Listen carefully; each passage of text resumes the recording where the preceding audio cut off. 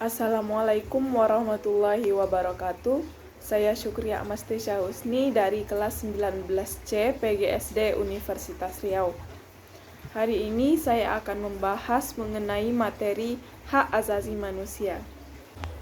Hak asasi manusia adalah hak yang melekat pada diri manusia yang bersifat kodratif dan fundamental sebagai suatu anugerah Tuhan yang harus dihormati, dijaga, dan dilindungi oleh setiap individu, masyarakat, atau negara.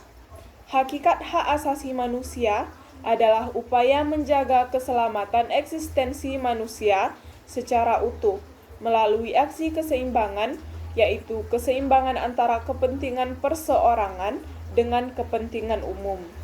Begitu juga upaya menghormati, melindungi, dan menjunjung tinggi hak asasi manusia menjadi kewajiban dan tanggung jawab bersama antara individu, pemerintah, atau aparatur pemerintah baik sipil maupun militer, dan negara. Menurut Syarbaini dan kawan-kawan, hak asasi manusia adalah sesuatu yang melekat pada diri seseorang sebagai ciptaan Tuhan, agar mampu menjaga harkat, martabatnya, dan keharmonisan lingkungan. Nah, apa ya ciri-ciri pokok yang ada pada hak asasi manusia? Yang pertama, hak asasi manusia tidak perlu diberikan, dibeli, maupun diwariskan. Yang kedua, hak asasi manusia berlaku untuk semua orang, tanpa memandang jenis kelamin, ras, agama, pandangan politik, atau asal-usul sosial dan bangsa. Yang ketiga, hak asasi manusia tidak bisa dilanggar oleh siapapun. Lalu, sifat-sifat hak asasi manusia. Nah, menurut Dudi, sifat-sifatnya yaitu yang pertama, individual. Maksudnya adalah hak asasi manusia adalah hak-hak dasar yang sejatinya sudah dimiliki oleh setiap individu sejak manusia itu dilahirkan. Yang kedua, universal.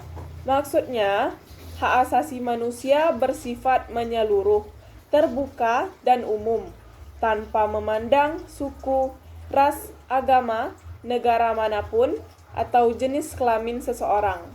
Yang ketiga, supralegal.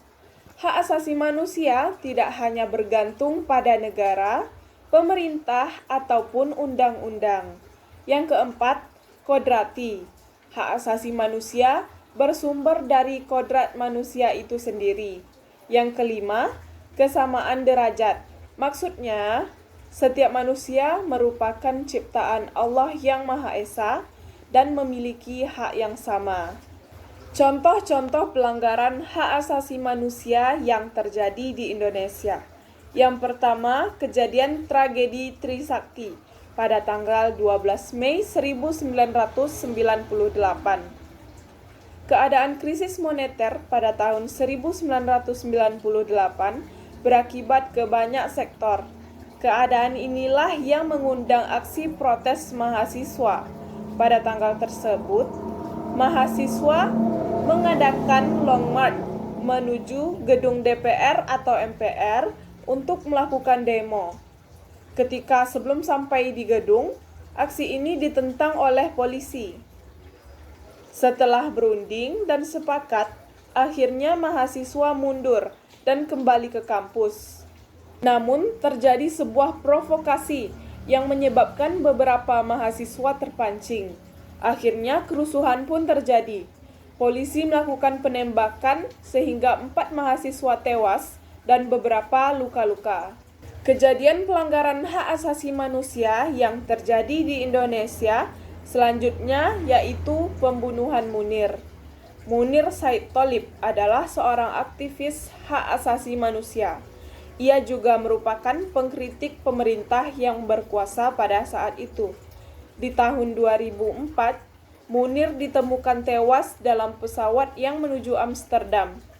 Setelah diotopsi dan mendapatkan hasil bahwa ada pihak yang sengaja meracuni Munir. Nah, itu saja materi hak asasi manusia yang dapat saya sampaikan hari ini. Wassalamualaikum warahmatullahi wabarakatuh.